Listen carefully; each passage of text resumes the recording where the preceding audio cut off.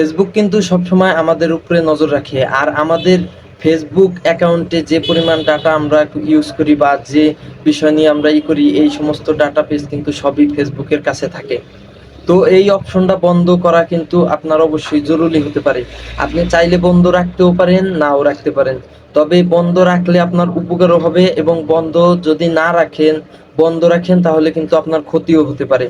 তো এর জন্য কিন্তু আপনাকে এই ভিডিওটা দেখতে হবে যে কিভাবে আপনি এই ফেসবুক যে আমাদের উপরে নজরদারি করতেছে এই অপশনটাকে অফ করে দিবেন।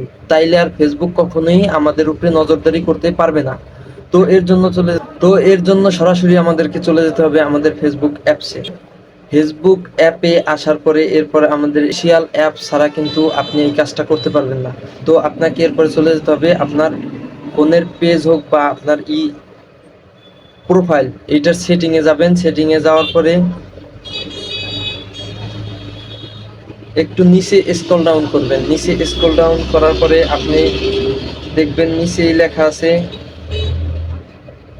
Of Facebook activity. Of Facebook activity, তো এটার উপর ক্লিক করবেন। আর এইখান থেকে আমরা যদি, তো এইখানে দেখেন আমার কিন্তু এখানে ফেসবুকে বিট শপ এর টেম্পল রান এইগুলা অনেক কিছু ডাটা দেয়া আছে।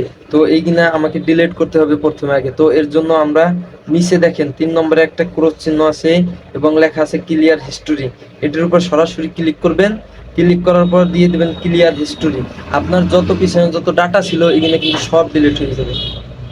তারপরে আপনাকে আরেকটা কাজ করতে হবে, এটা হলো এই দেখেন 3 নম্বরে আছে ডিসকানেক্ট ফটো অ্যাক্টিভিটি। তো এটার উপর আপনি ক্লিক করবেন। ক্লিক করার পরে আপনি উপরে একটা অপশন আছে, এটা চাইলে আপনি অফ করে দিলে আপনার উপর ফেসবুক আর কখনোই নজরদারি করতে পারবে না।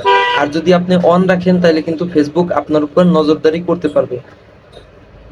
তো এই প্রসঙ্গ শেষ, এবার আসি মূল টপিকে। আসলে মনে করেন যদি আপনি এই বিষয়টাকে অফ করে রাখেন তাহলে কিন্তু আপনার সামনে অ্যাভেলেবেল অ্যাড শো করবে না।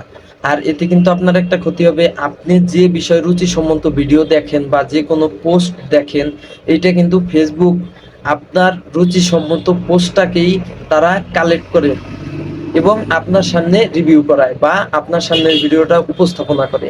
তবে এইটা ভাইবেন না যে এই ফেসবুক এর মাধ্যমে আমাদের পিকচার বা আমাদের অন্যান্য কোনো একটা ভিডিও এগিয়ে চুরি করতে পারবো, কখনোই পারবো না।